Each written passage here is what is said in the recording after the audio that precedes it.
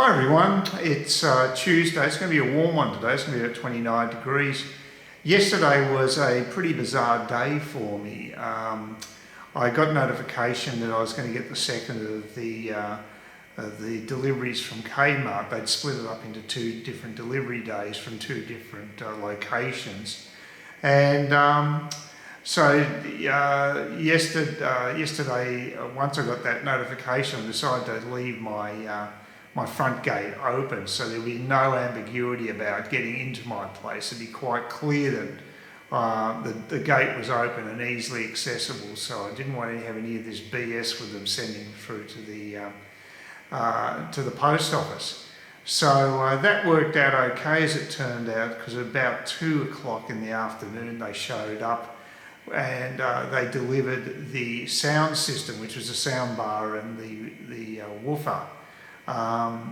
And I decided I'd put it together, and I think I got some sound out of the sound bar, but I couldn't get the woofer to work. It's supposed to actually connect using Bluetooth to the actual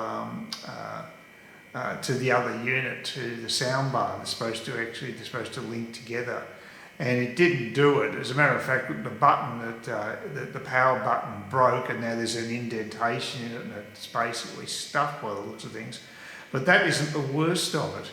I couldn't get that to work properly, but what it did in consequence was it's totally stuffed up the remote control on my Samsung UHD TV. So at one stage I could just move from one channel to another, just one. I couldn't go through the whole lot. Now it's frozen on one station, and I can't even turn the thing off using the remote control. The remote control is just not responding. The only way I can turn the TV on is using the power switch.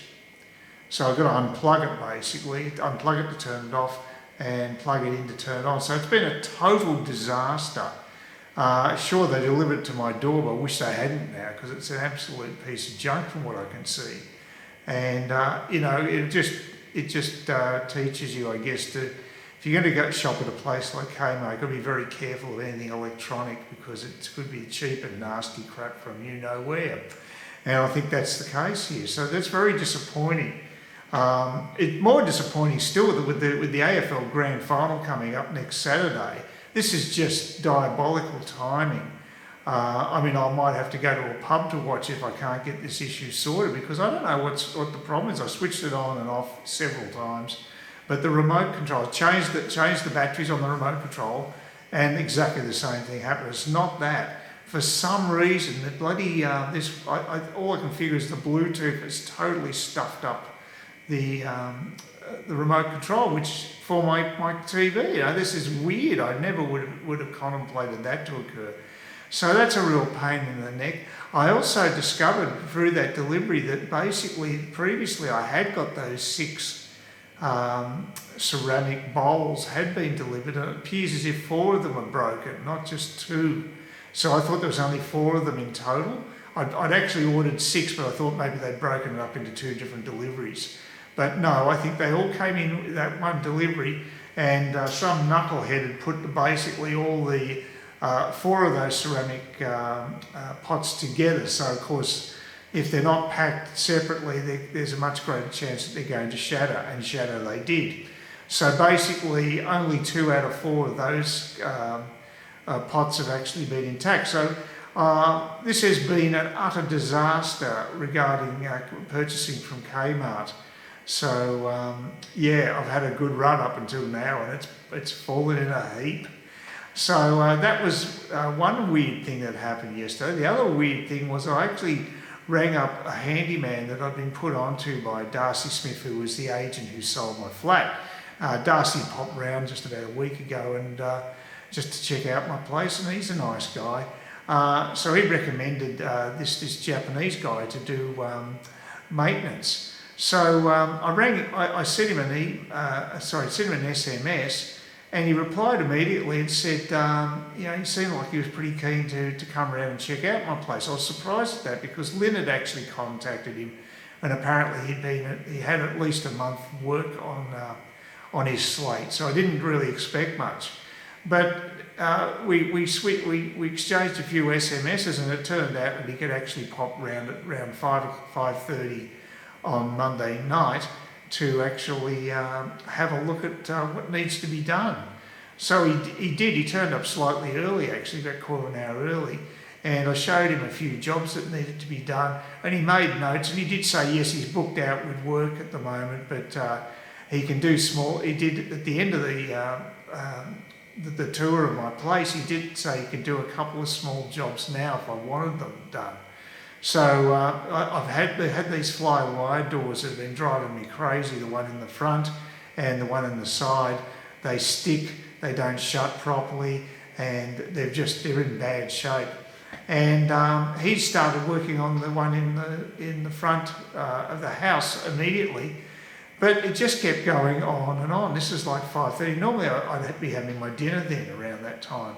So I sort of delayed that, but then I said, stuff it, he's going to be here for a while, because it was another half hour and he's still working on the front door.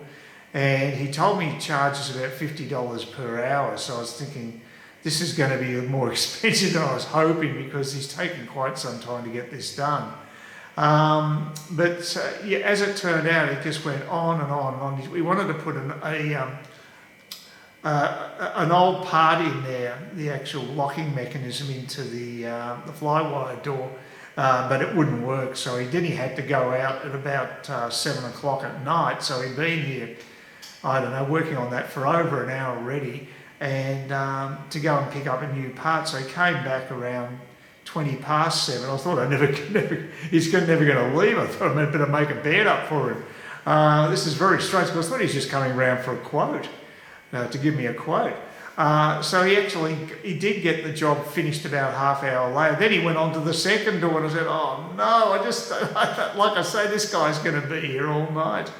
He didn't spend that much time on the second door, and I said to him, look, I don't want you to really keep going on, too late, because he brought his own light with him as well. So it looked like he put in a couple of hours work, so I thought, oh Jesus, I'm going to have to pay $100 just for his labour and some extra for the parts. But as it turned out, I think he felt a bit guilty about the time it had taken, and he actually only charged me for 1 hour labour, and it was $30 for the part.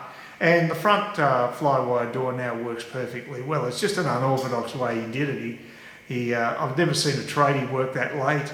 Usually they'd knock off about between, basically when the sun goes down. But no, he's different. And he's very Japanese. He's very thorough in what he did, and he did a pretty good job with the front one. And he made the side door a bit better. But he said, look, he thinks it was just totally installed incorrectly, so he's going to have to do that one at some stage. I'm not sure when it'll be available, but it was at least good to get something finally happening with the flywire doors. So the front one's been done. So that ended up being a good story, and God knows I needed that. After all the crap that had been happening, I just gave up on my TV and started watching stuff on the computer like I used to do before I bought the TV, because it's basically out of commission right now, as far as I'm concerned, the TV. Very strange. Today I'm going to be heading off to Palm Cove. I'm having a big bike ride. I'm going to a meet-up, which is at a cafe on the main strip in Palm Cove. It's quite a long bike ride. It's, like I said, it's going to be top of 29 today. It's going to be a warm day, so it's probably not the best day temperature-wise, but at least it'll be sunny. There's no rain forecast, so that's good. So I'm going to take a slightly different route, going inside of Clifton Beach and then cutting across a park to get up to Palm Cove. And hopefully I won't be totally exhausted when I get there. But of course, I'll give you updates. I'll bring the camera along, and we'll see how that transpires. No idea. There's only 4 people going to this meet-up, but I've no idea what they're like. They're in the same age group as me. That's about the only thing we have in common, plus the fact I guess we probably all live in the northern beaches. So I suppose it might work out well. I haven't checked out this meet-up group before. Apparently this place has got very good reviews. I think I'll be getting a very cold drink when I get there. I'm sure I'll need it after that bike ride. But it gives me an excuse to go up to Palm Cove. So looking forward to that. And following this intro, I'll then cut into the actual action of riding there. So hopefully there's some interesting sights to be seen. And as usual, please give me thumbs up, thumbs down, and comments and subscriptions. Subscribe to the channel if you like what you see. I really appreciate it. Thank you very much. Have a great day. It's a lovely Tuesday morning, probably about 9:15. I've got to get to Vivo in Palm Cove by around 10. Want to take plenty of time to do it. It's an 8-kilometre bike ride, not too bad.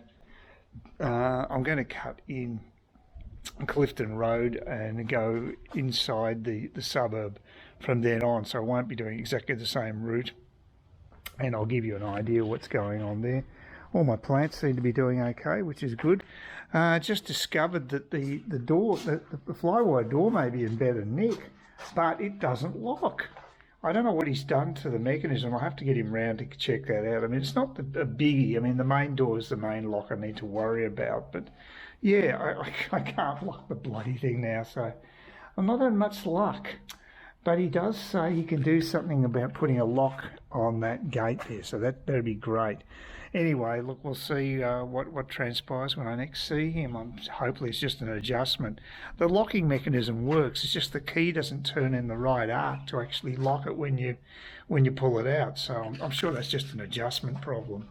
But anyway, I'll head off on this journey. It's actually quite still weather, so that's good. It's going to be a little warm. Had my sunblock all over, so I'm ready and raring to go. That's a bit disappointing. I was hoping for more progress on the road here. I thought or maybe they have levelled everything and what have you. There was a whole lot of concrete that, like for bridges and what have you, it used to be stacked up here. So, oh no, they're still here, and that's it. No, they haven't been moved yet. They obviously haven't got to the stage of building the main road in the Deep Creek estate. So it's a bit disappointing. Well, hopefully it'll get transformed fairly soon. Well, I'm up to Maycock Street, which comes off Endeavour. Down there where there's the Coles supermarket and all the shops. I'm heading up to Maycock, do a right-hand turn into Satellite Road and follow that right the way up to where there's a park.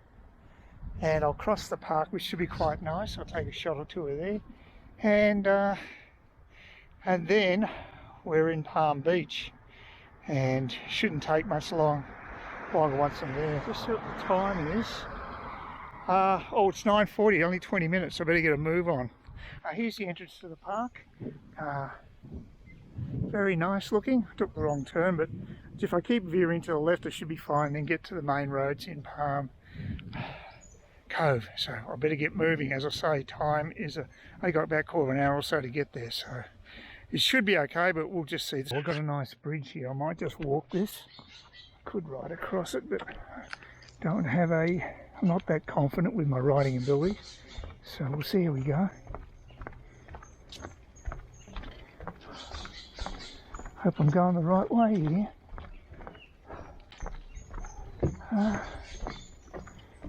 Yeah. Look, I've never been down this trail before. It's just dotted green lines, which is a bit high. I'll just walk up here too, bugger it, wimp out.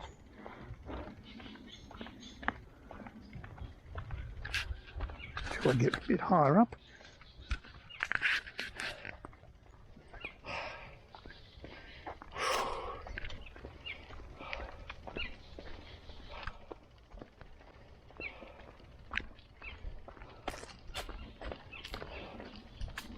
Hopefully that's the connecting road. If it is, it's a very short pathway. I think it is. Yep, that was good. Okay, we're making good time now. Okay, I just did the meet up. Actually, it's a beautiful day today. Look at this. Incredible.